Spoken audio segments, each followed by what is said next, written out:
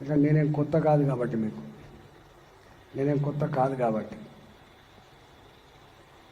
కానీ ఒక్కటి ఇక్కడ భాస్కర్ గారు ఉన్నారు, సత్యన్ ఉన్నాడు, ఎన్నికలప్పుడు పనిచేసాం. తమిళనాడు ఎన్నికలు దేశంలో ఉన్న రాజకీయ పార్టీలకు, రాజకీయ నాయకులకు కనువిప్పు కలగాలి. తమిళనాడు ఎన్నికలు జనరల్గా మనం పార్టీలు కానీ లేదా అది ప్రాంతీయ పార్టీ అయినా జాతీయ పార్టీ అయినా పొలిటికల్ క్యాడర్, సర్పంచులు, ఎంపీటీసీలు, జిల్లా పరిషత్ చైర్మన్లు, ఎమ్మెల్యేలు, ఎంపీలు ఇట్లా పేలిపోనే ఉంటుంది. 1983లో ఎన్టీ రామారావు చూసినాం. మళ్ళీ నెల తమిళనాడులో గీ కాలంలో కూడా డబ్బును, అధికారాన్ని తొక్కి పడేసి సామాన్యుడు గెలిచిన చరిత్ర తమిళనాడులో మళ్ళీ చూసినాం. మనం చాలామందికి తెలవాలి, ఇదేమో కలియుగం బాగా మారిపోయిందని అంటాం కదా. మారిపోయిన ఈ రోజులలో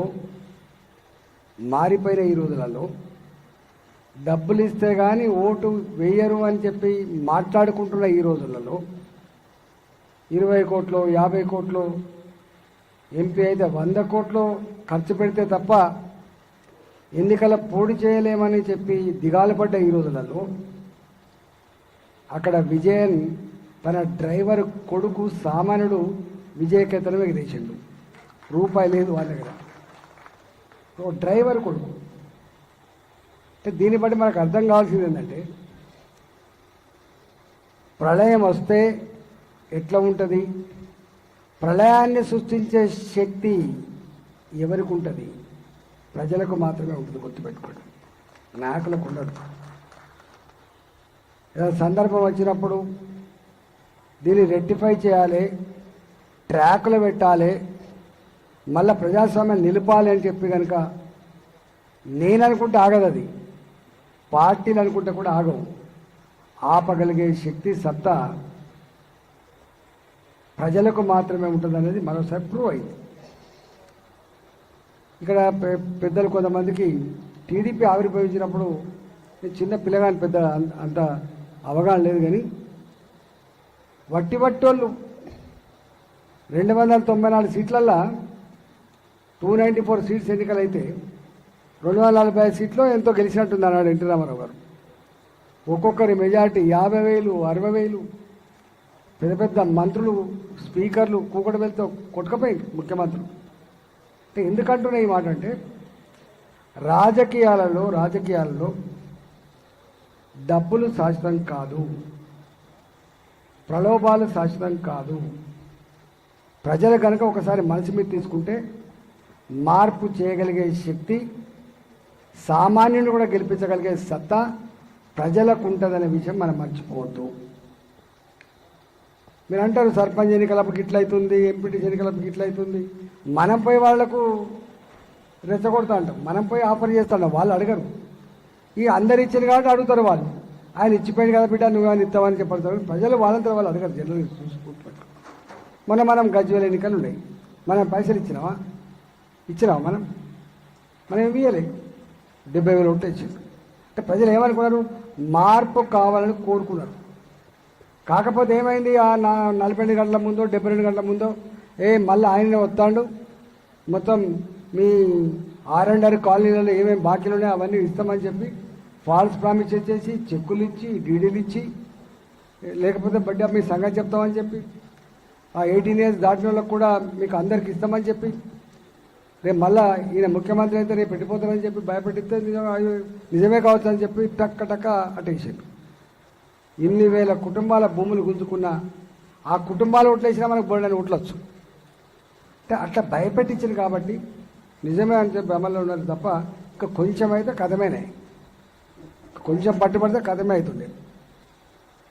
అందువల్ల ఈ ఎన్నికలు, తమిళనాడు ఎన్నికలు, ప్రజల్ని నమ్ముకున్నోడిని, ధర్మాన్ని నమ్ముకున్నోళ్ళు, శ్రమను నమ్ముకున్న ఎవరైతున్నారో వాళ్ళకు మరొకసారి స్ఫూర్తినిచ్చినట్టుగా నేను వ్యక్తిగతంగా భావిస్తున్నా. అందుకని దిగాలు పడాల్సిన అక్కర్లేదు, దిగాలు పడాల్సిన అక్కర్లేదు. రెండో మాట ఏంటంటే దీంట్లో తెలిసిన రెండో మాట ఏంటంటే భారతీయ జనతా పార్టీ ఒక రాష్ట్రంలో అధికారంకి వస్తే ప్రజలు మెచ్చిన పరిపాలన, ప్రజలు నచ్చిన పరిపాలన ఎటు ఉంటుందో గుజరాత్ ఈ దేశానికి ఆదర్శంగా ఉన్నమాట వాస్తవం కాదా?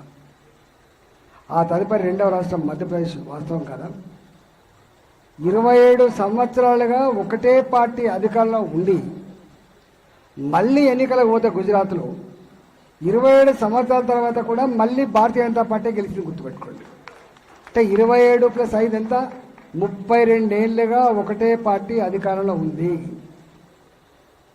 శివరాజ్ సింగ్ చౌహాన్ భారతీయ జనతా పార్టీ మధ్యప్రదేశ్లో 17 సంవత్సరాల తర్వాత కూడా మళ్ళీ భారతీయ జనతా పార్టీ అధికారంకి వచ్చింది. 5 ఏళ్లకే ముఖం మొత్తుతున్న ఈ రోజులలో ఈ రాష్ట్రంలో అయితే కాంగ్రెస్ పార్టీ 2 ఏళ్లకే ఇక వీళ్ళని అడిగి వేస్తా అనుకుంటాను. ఇక రాయి ఏ చెట్టు మీద ఇసురుతాం? కాయలున్న చెట్టు మీద ఇసురుతాం.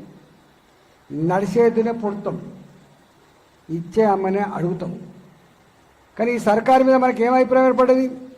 ఇది పెట్టే అమ్మ కాదు, దీని దగ్గర ఏం లేదు, ఇది ఉత్తమాటల సర్కారు, ఇది ఉత్తదే, ఇది గాలి కొట్టుకపోతుంది అని చెప్పి ప్రజలు నిర్ణయించుకున్నారు. కాబట్టి ఈ అడుగుడు బంద్ చేసిండు.